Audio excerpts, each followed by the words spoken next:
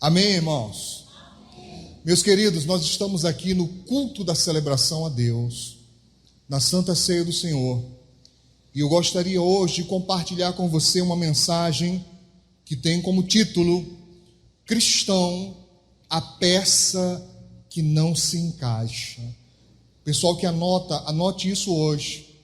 Cristão, a peça que não se encaixa. Eu queria que você falasse mais uma vez. Cristão, a peça que não se encaixa. Hoje eu enviei para os irmãos, e também coloquei nas redes sociais, um post mostrando um quebra-cabeça e uma peça, representando exatamente esse entendimento. Uma peça que parecia ser dali, mas não era. E para entrar, tem que entrar forçando.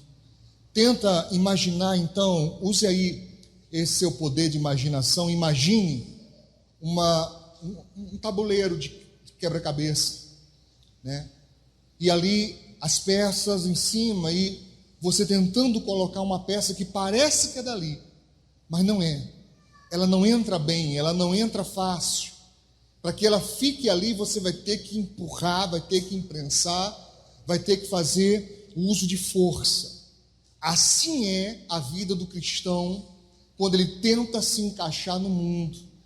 E eu dizia, irmãos, que muitos cristãos sofrem, preste atenção a isso, não por serem diferentes do mundo, mas por tentar se encaixar pela força nele.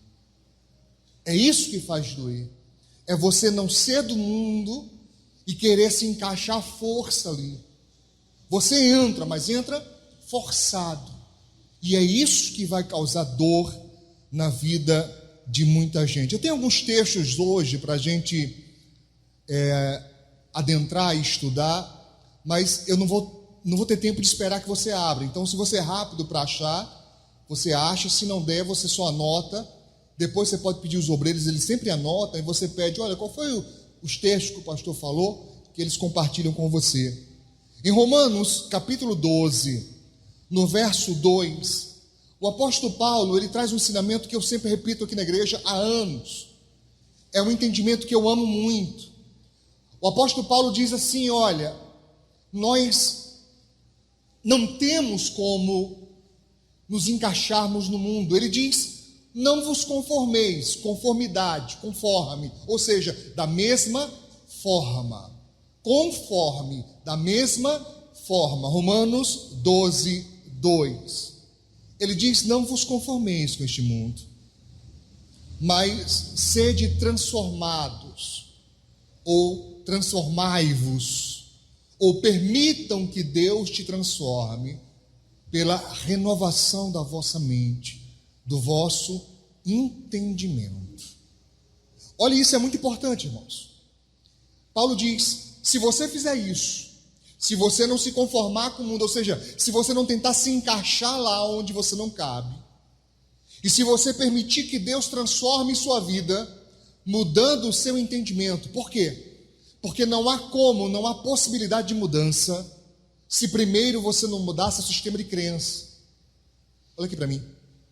O seu sistema de crenças, aquilo que você crê, aquilo que você acredita, é exatamente o teu guia.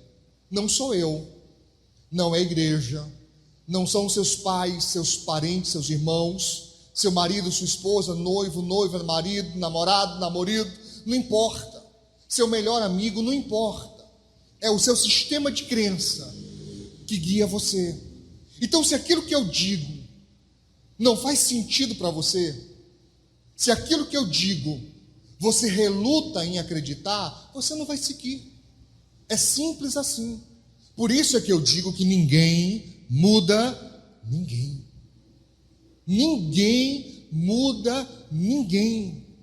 A pessoa que permite ser mudada, quando ela quer ser mudada, quando ela concorda com isso.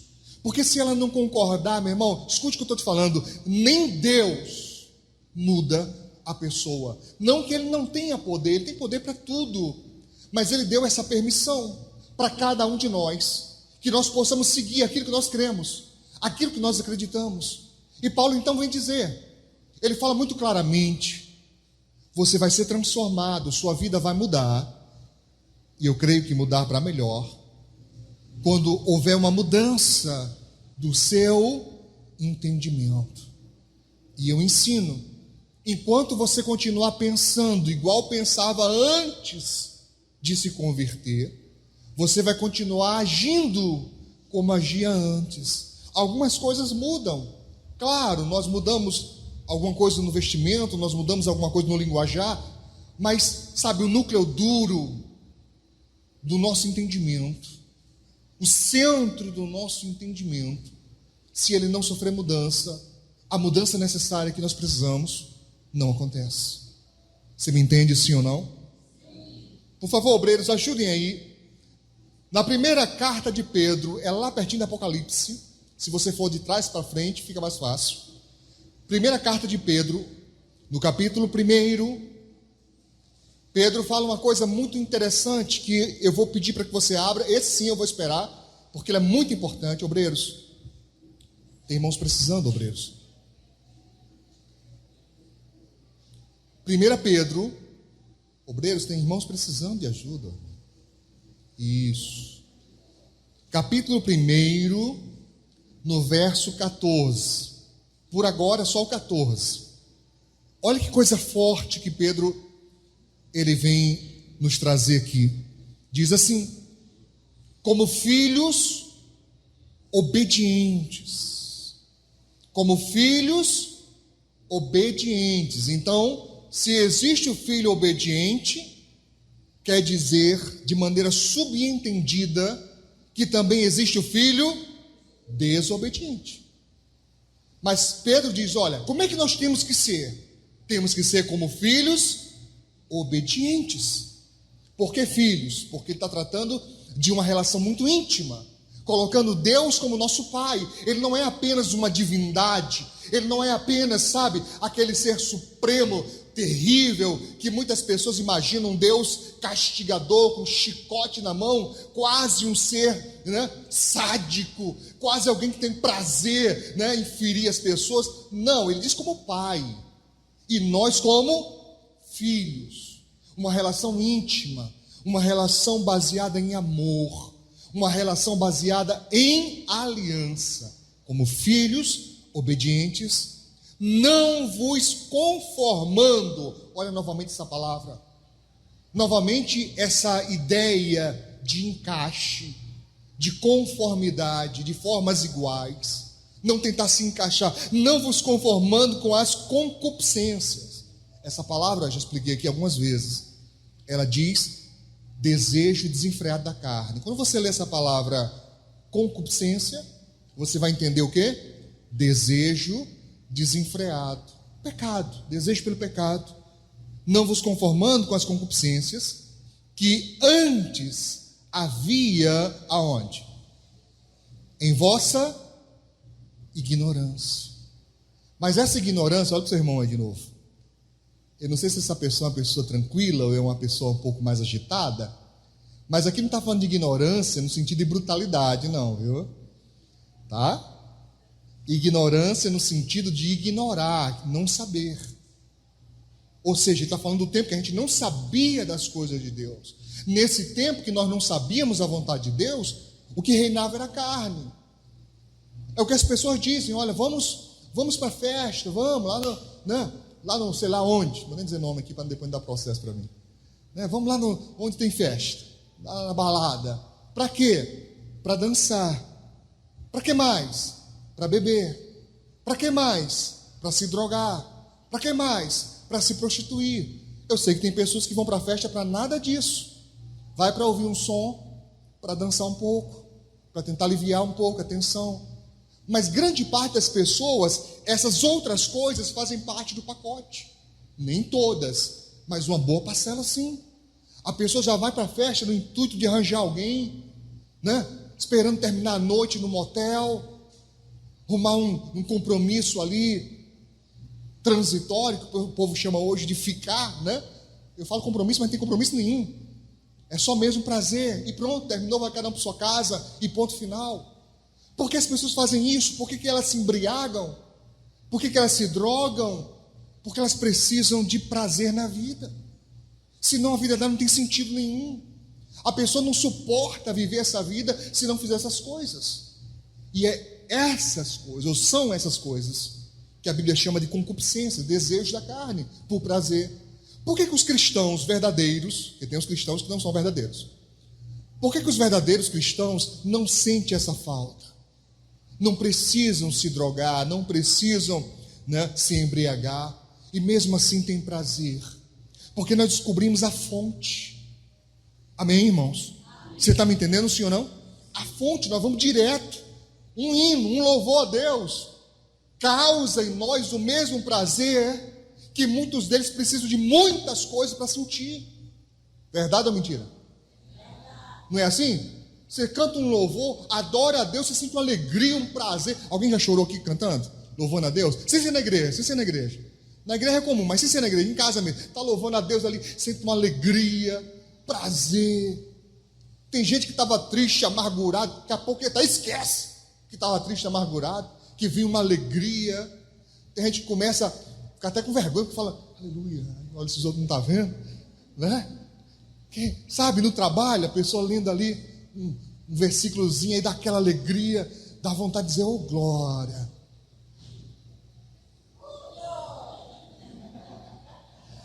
Entendeu? Entendeu, sim ou não? Então, sabe, é um prazer diferente, que ele não está mais condicionado a coisas, mas sim a pessoas. Nesse caso, entre a pessoa humana e a pessoa de Deus. Por isso é aliança, por isso é relacionamento. Você está me entendendo, sim ou não? Mas por que sofrem, pastor? Porque mesmo depois de aceitar Jesus, é muito comum que as pessoas findem tentando se encaixar no mundo. E por que isso? Porque não é fácil ser cristão. Diz comigo, não é fácil. Diga de novo, não é fácil. Não. Escute. Eu quero te perguntar nessa noite. Você já negou a si mesmo o suficiente? Negar a si mesmo, negar as próprias vontades, negar aos próprios desejos o suficiente? Transmita essa pergunta aí. Pergunte. Já negou o suficiente? Olha como é incômodo isso. Olha como isso é complicado. Você olhar para o outro e perguntar se já negou a si próprio o suficiente. Porque é muito mais fácil não negar. É muito mais fácil tentar se encaixar ali no mundo. Sabe, em um espaço vazio, em uma lacuna aberta. Que nós possamos nos encaixar ali e passar despercebidos no meio da multidão. Não é fácil ser destacado como o estranho. Não é fácil ser destacado como aquele que é diferente. É difícil. Eu não sei aqui os irmãos. Cadê os cabra-macha aí? Levanta a mão. Eu não sei os irmãos. Eu não sei vocês. Eu vou falar sobre mim, meu tempo de escola. Eu sou cristão desde criança. Então, eu tenho muita experiência para contar. E eu lembro muito bem que na minha época de adolescência, quando eu estava estudando ainda, e os colegas vinham uma moça passando, né? Sabe, aquelas estilo free-boy? Passando. Aí os caras cutucavam uns aos outros, né? Aí, irmão. Eles têm prazer em fazer isso, irmão. Tem um monte de gente, eles vão mexer com crente. E aí, irmão. Aí o irmão que é irmão, fala assim, sai pra lá, rapaz, deixa quieto. Outros vão dizer, tá amarrado. Outros vão dizer, tá repreendido. E por aí vai. E eles, o que é que diz? O que é que dizem? Eles vão olhar para você e vai dizer, ih, sei não, mas esse irmão aí, ela é uma estratégia maligna para fazer a pessoa se sentir constrangida. Ela está certa. Ela está certa. Porque quem quer ser cristão tem que negar a si mesmo e se abster da concupiscência, do desejo da carne. Então é o que a Bíblia diz. Mas é mais fácil ficar no meio deles. É muito mais fácil não ser destacado. Você está conseguindo me compreender? É muito mais fácil estar no meio deles, sabe? E fazer o que eles fazem, para que não aponte o dedo, para que não diga, você é estranho, você é diferente. Porque esse é um preço que nem todo mundo está disposto a pagar. E é por isso que eu faço essa pergunta mais uma vez. Você já negou a si mesmo o suficiente? Você já negou a si mesmo o suficiente? Eu queria que essa pergunta, ela impactasse sua alma aqui nessa noite. Você já negou a si mesmo o suficiente? Dos homens, quem trabalha aqui, quem tem emprego, trabalha fora, levanta a mão. Levanta a mão. Tem umas irmãs que estão na fé que levantaram também. Amém, eu entendi. Pergunta para eles, é fácil? Você está lá no seu trabalho, como diria pastor Cláudio Duarte, vem aquelas mulheres que cavala, começa a dar bola para você, começa a piscar olho, recadinho, mexer no cabelo, e você lembrar que você tem um compromisso com a sua esposa, com a sua namorada, com a sua noiva, e você dizer, não, isso não é para mim, porque eu sou uma pessoa temente a Deus. Eu poderia sim ceder, eu poderia sim fazer uma bobagem na minha vida, uma aventura, um caso, mas eu não vou fazer isso, porque eu tenho uma aliança com uma pessoa. Não é fácil. Não é fácil. Para quem quer ser fiel a Deus, meu irmão, é um preço. Você tem que dizer para a sua carne, se aquieta aí. Se aquieta aí. Vai lá no banheiro, respira, joga um copo d'água fria, apaga o fogo, sai para lá, Satanás. Você está entendendo? Eu já dei o segredo para os irmãos aqui, irmão. Eu já disse, meu filho, você tem compromisso com a mulher? Tem. As demais mulheres, todas elas, todas, têm um limite de espaço até onde ela pode ir. Se ela avançar aquele limite, você tem que enxergá-la com dois chifres e um rabo. Você olha para ela e imagina, tem 2 chifres e um rabo, é o capeta, é o que Satanás vai me dar uma queda, está amarrado. Vai para lá. Você está entendendo, sim ou não? Sim ou não? Você está disposto a pagar o preço? Você já negou o suficiente? Obreiros, ajudem. Em Lucas capítulo 9, no verso 23. Lucas 9, 23. O Senhor Jesus disse uma coisa que é poderosíssima. Lucas 9, 23, ele diz, e dizia a todos, olha isso, e dizia a todos, se alguém quer vir após mim, é uma maneira de dizer, se alguém quer ser meu discípulo, se alguém quer ter aliança comigo, se alguém quer aprender de mim, ele diz, se alguém quer vir após mim, faça o quê? Primeiro, negue-se a si mesmo. Ei, negue a si mesmo. Isso quer dizer, querido, querida, que até você pode colocar em risco sua vida. Negue a si mesmo. Jesus começa dizendo, não é os outros não, você começa com você. Porque se você começar consigo próprio, se você disser, não, eu vou servir a Deus, eu vou obedecer a Deus, eu vou negar minhas vontades, que são muitas, olhe para a pessoa, não diga nada, só olhe, são muitas vontades, são muitas, você não tem ideia. Por mais carinha de anjo que essa pessoa tem, não tem uns que tem carinha de anjo? Tem uns que você não dá nada, você fala assim, não, essa pessoa aí, meu Deus do céu, vai direto para o céu, porque não tem cabimento. Meu filho, nem esses eu boto a mão no fogo. nem esses. Já viu escola? Já viu aquelas mães tadinhas que dizem assim: minha filha, não vá na conversa dos outros, não. Mal sabe ela que é a própria filha que bota os outros em rabo de foguete. Não tem a ver com isso, irmãos. Olha para mim, preste atenção, por favor. Negue-se a si mesmo. Segundo, tome cada dia, atenção a isso. Tome cada dia o quê? E o que mais? E siga-me. É para tomar a cruz quantas vezes? Cada dia. Agora eu pergunto para o irmão: você toma a sua cruz cada dia?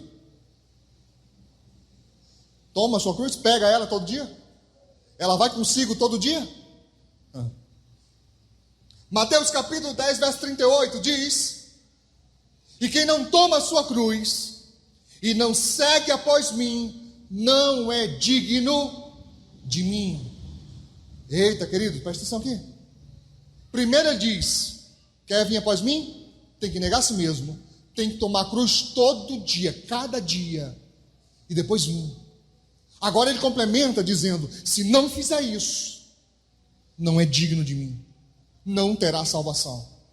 Olha a pergunta que eu vou te fazer. Olha que pergunta que eu vou te fazer.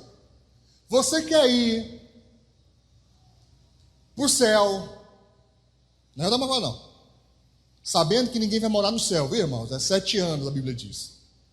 Não é para eternamente, não. É 7 anos. Depois volta para 1000 anos na terra com Cristo. É assim que a Bíblia diz. Mas simbolicamente, como a gente fala de maneira genérica, quem quer ir morar com o Senhor? Levanta a mão. Baixa a mão. Quem quer ir para o inferno? Levanta a mão. Quem quer ir para o inferno? Quer não? Até quem não é cristão não quer, irmão. Tem gente que é cristão, que é consciente: rapaz, eu tenho que andar com Deus, porque senão não vou ter salvação. Mas Jesus está dizendo: se você não leva a sua cruz, você não é digno de mim. Você já parou para pensar nisso? Que se você largar a sua cruz, você não vai ter salvação, vai para o inferno. Não sou eu que estou dizendo. Eu não tenho como destinar ninguém para o inferno. Ninguém. Nem também posso levar ninguém para o céu, eu só posso pregar. É você que aceita ou não Jesus. Mas ele está dizendo, e eu quero que você entenda isso, pelo amor de Deus: se você largar sua cruz, você não chega ao final do caminho da salvação. Eu vou ler mais uma vez, Mateus 10, 38. Quem não toma a sua cruz e não segue após mim, não é digno de mim. Você entende? Meu irmão, você precisa entender que ser cristão é ter que renunciar a algumas coisas, é ter que desistir de algumas coisas para fazer a vontade de Deus. Entenda isso, meu irmão. Fazer o que não quer. Repete comigo para ficar claro, para ficar guardado. Repete comigo assim: fazer o que não quer para agradar a Deus e fazer a vontade dele. Para você ser cristão, você vai ter que fazer coisas que você não quer, vai ter que fazer coisas que você não gosta para agradar a Deus. Ah, pastor, isso é fácil. Fácil? Fácil você perdoar alguém que te prejudicou? É fácil você perdoar alguém que destruiu sua vida? É fácil você perdoar alguém que te magoou, que te machucou? Não é fácil, meu irmão. Não é. Mas faz parte da cruz. E tem que ser levado todo dia. Todo dia. E me perdoe, eu não tenho a mínima intenção de te machucar, de te aborrecer, mas eu também não vou fazer o mínimo esforço para esconder de você a verdade. Eu vou falar como está escrito. Se você não levar sua cruz, você não terá salvação. Você, nem eu, nem ninguém. Está me entendendo? Sim ou não, irmãos? Fazer o que não quer. Deixa eu te dar um exemplo. Lá no jardim de Getsêmani, o Senhor Jesus, ele, em agonia, a palavra de Deus diz que ele suava gotas de sangue que caíam na terra. E o Senhor Jesus disse uma coisa muito forte, que para mim é reveladora, para mim é uma coisa potentíssima. Ele disse assim: Pai, se possível for, passa de mim este cálice, sem que eu aproveito, né? Sem que eu o beba. Se for possível, passa de mim. Que cálice era esse? Agonia, os açoites, os xingamentos, as bofetadas, cuspe. Ele recebeu cuspida na cara, bateram no nosso Senhor, arrancaram pedaços da sua carne, e ele sabia de tudo isso, e ele disse: se for possível, passe de mim. Mas ele percebeu que a vontade de Deus era que ele fosse até o fim, e ele diz isso: contudo, não seja feito como eu quero, mas como o Senhor quer. Você está me entendendo, sim ou não? Existem crentes hoje que querem desistir, que pensam em parar, pensam constantemente em largar tudo. E se você perguntar por quê, meu irmão, por que você não quer congregar? Por que você não quer servir a Deus? Por que você não quer ir para a igreja? Por quê? E a pessoa geralmente, ela diz: porque eu queria que fosse dessa maneira. Eu queria que isso acontecesse, não aconteceu. Eu queria que isso mudasse, isso não mudou. É alguém por quem você ora, é alguém por quem você clama, e parece que quanto mais você clama, pior a pessoa fica. E isso entristece alguns. E a pessoa confunde os sentimentos e chega a dizer: não, eu vou me afastar. Eu vou servir a Deus em casa. Eu vou ler a Bíblia, eu vou orar, eu não vou pecar. Isso tudo é conversa. Ninguém se sustém na fé sem comunhão. Ninguém. Porque não é princípio bíblico. O princípio bíblico é: levai as cargas uns dos outros. Nunca só. Nunca só. Onde estiverem dois ou mais reunidos, ele disse, eu vou estar no meio deles. Nunca só. Você está me entendendo, sim ou não? Mas então vem a tristeza. E alguém olha para a sua cruz e fala: é muito pesada, é muito difícil, eu não vou suportar, é muita carga para uma pessoa só. E você pergunta: por quê? Porque não é como eu quero. E eu te pergunto: e por que tem que ser do jeito que você quer? Onde está escrito que a sua vontade tem que prevalecer? Por favor, eu não estou pregando caos, eu não estou dizendo que servir a Deus é viver em sofrimento. Ontem mesmo eu estava ouvindo um podcast de uma pessoa famosa, eu não quero aqui citar nomes, não é ético, mas uma pessoa famosa que dizia: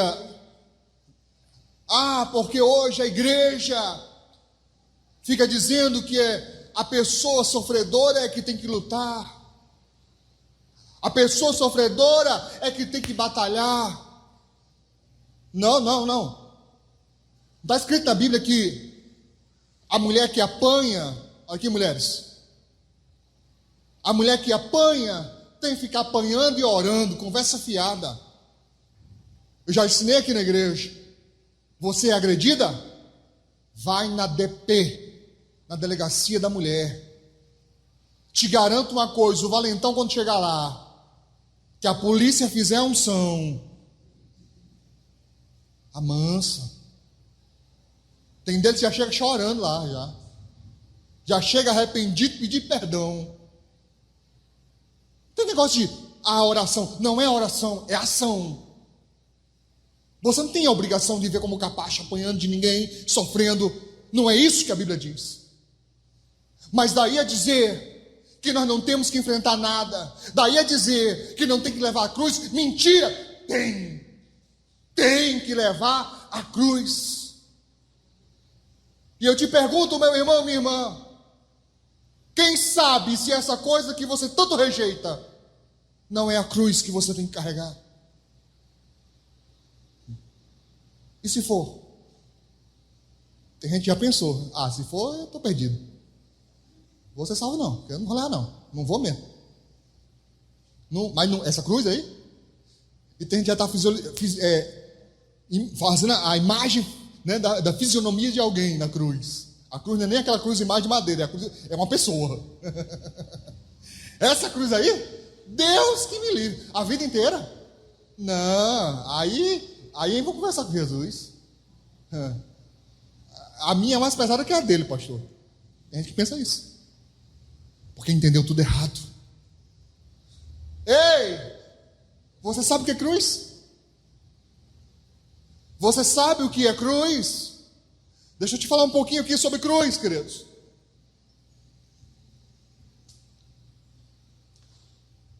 A carreira de Cristo, a sua missão, ela findou na cruz. Pendurado nela, antes de entregar o seu espírito e morrer, ele dá um brado e diz: está consumado. Essa frase quer dizer: tudo foi feito. Ele foi até o fim. Mas só que tem gente que imagina que a nossa cruz é a mesma coisa. A pessoa imagina que cruz é o final, que cruz é o sofrimento, que cruz é a dor, e não é. Porque então o sacrifício de Jesus seria vão, se eu tivesse que pagar o mesmo preço que ele pagou. Não adiantava nada ele ter morrido, sabe? Era como se fosse uma coisa sem nexo, sem porquê, sem motivo, sem razão. E como é que é, pastor? Eu vou te explicar nessa noite. Se você nunca entendeu o propósito da cruz, atenção hoje. A trajetória, a missão de Cristo termina onde? Na cruz. Por favor, obreiros, ajudem aí. João é o último texto que nós vamos ler.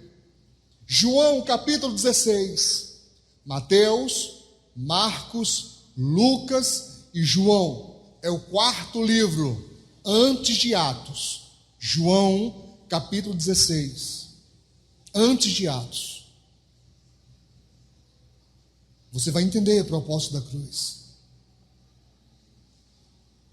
João 16, marque o verso 33.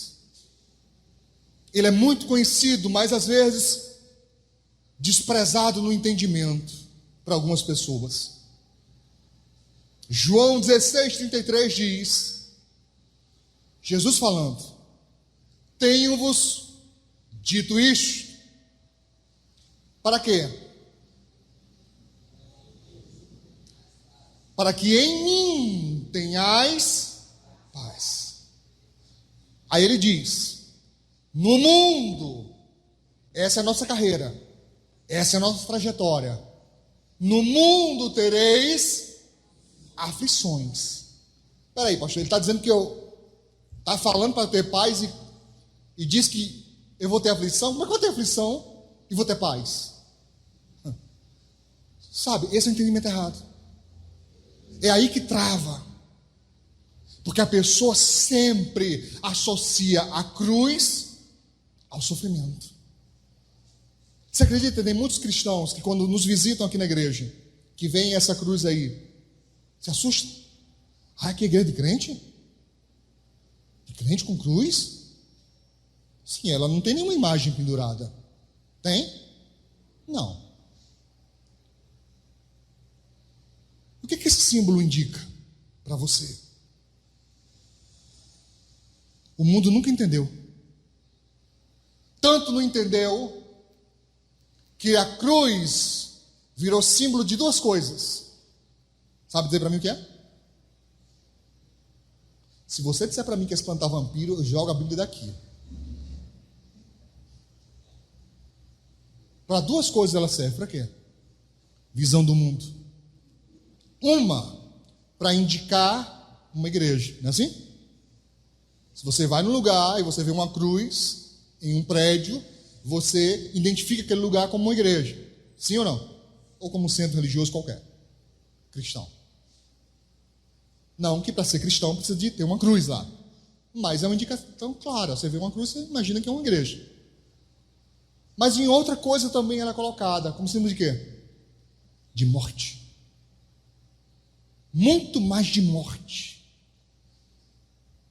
Porque se você vai num lugar e você passa, por exemplo, na estrada e você vê uma cruz enfincada no chão, você logo identifica que aquele lugar está marcando o lugar que alguém morreu.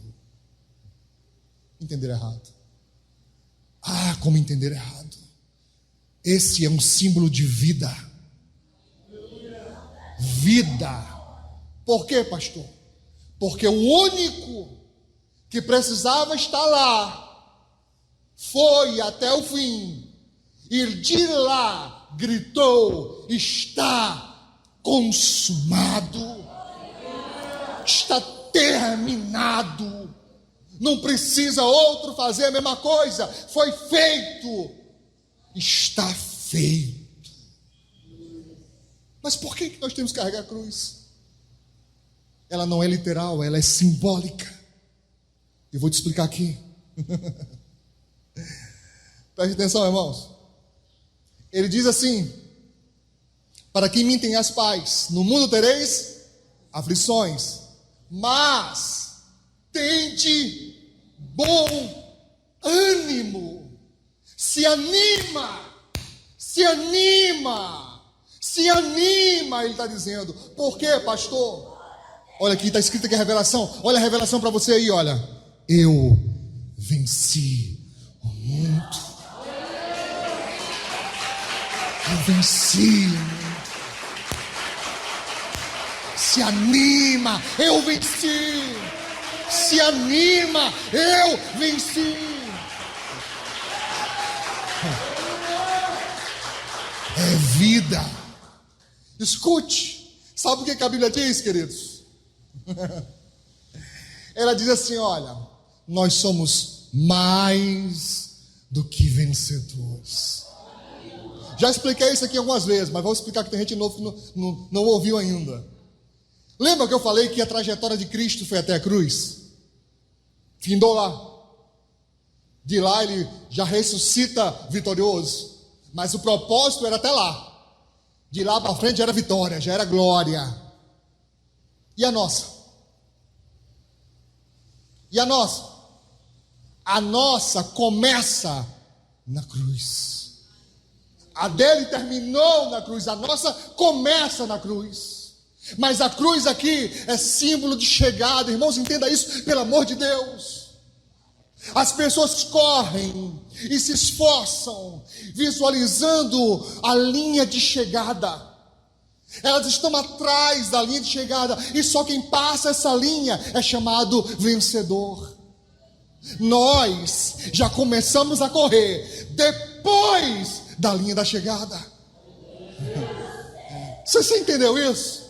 Nós já começamos a correr vencendo. Mas pastor, eu nem venci nada. Exatamente. Ele venceu por nós. Ele foi até o fim para que você não precisasse sofrer. Ele foi até o fim para que você não precisasse estar angustiado. Mas o mundo nos engana. E você olha para as suas lutas e você diz: é demais para mim, é muita luta, é muita dor. Meu irmão, pelo amor de Deus, para com isso. Nós temos que pagar preço, é assim mesmo, com Deus ou sem Deus, porque Satanás nos engana, dizendo que era melhor sem Deus. Vai sem Deus para tu ver.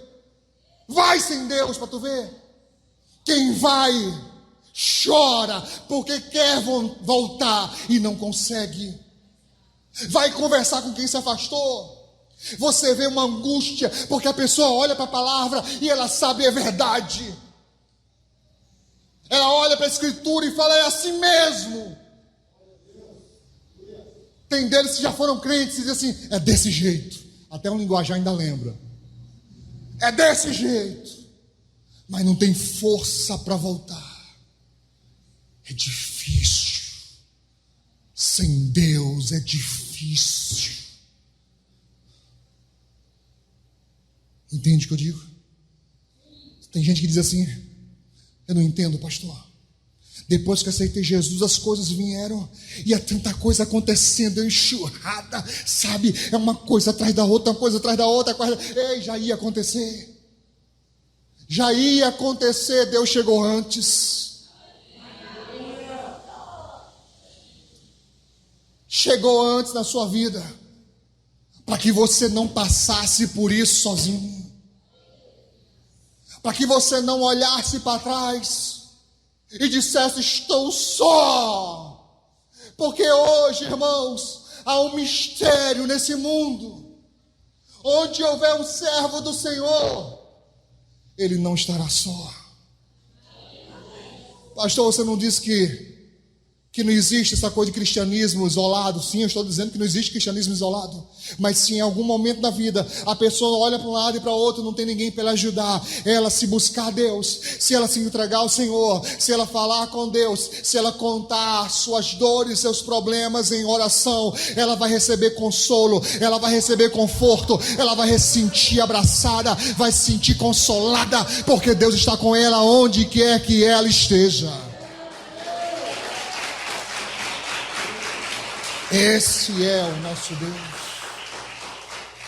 Não deixe Satanás te convencer, dizendo para você que a sua luta é em vão. Não é. Não é.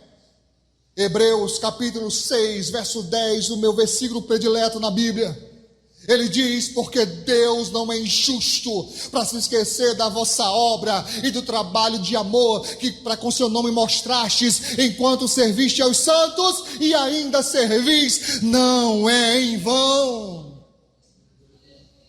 Você pode não perceber por causa das escamas que às vezes se formam em nossos olhos espirituais.